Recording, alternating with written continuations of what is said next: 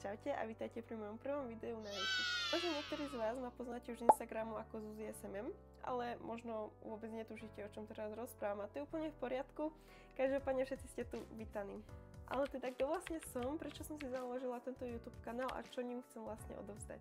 Volám sa Zuzana, mám skoro už 24 rokov a pred vyše rokom som zverejnila na svoj Instagram Zuzi SMM prvé video, kde som vlastne rozprávala takto do kamery. Viete, koľko ľudí ignoruje toto jedno tajomstvo úspešného biznisu? Áno, reč je o sociálnych sieťach. A mala som trému, bola som si úplne neistá, čo to mám zverejniť, bala som sa hejterov, bala som sa, čo povie na to okolie. Ale nakoniec som to aj tak zverejnila. Postupne som pridávala viac a viac videí. Začínalo ma to baviť, budovala som si komunitu. Zrazu sa mi ozývali aj ľudia, že tie videá sú dobré a že vidia ten progres od začiatku, pretože samozrejme to prvé video nebolo dobré. Je to o tom to nevzdať a ísť si za tým, čo nás baví.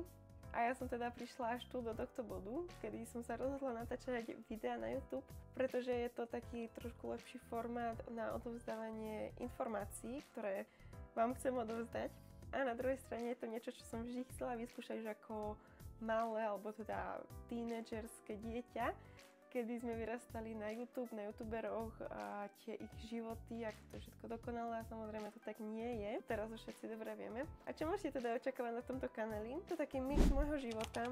Momentálne žijem vo Švajčiarsku, takže možno niečo zo života v zahraničí, či by som do toho ešte išla, alebo čo si treba predtým pozrieť a tak.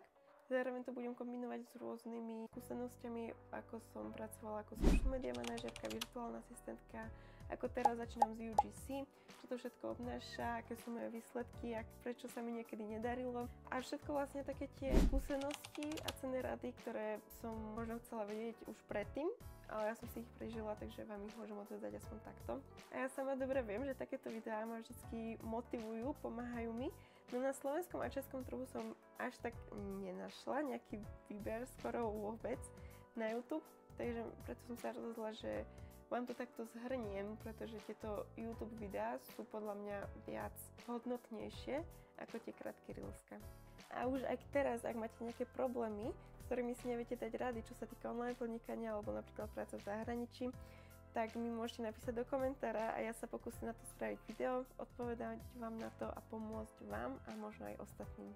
A nechcem sa tu hrať na nikoho, kto všade bol, všetko vie, pretože ja takých ľudí úprimne moc nemusím, ale ak budem vedieť vám pomôcť, tak vám veľmi rada pomôžem a uvidíme sa pri ďalšom videu.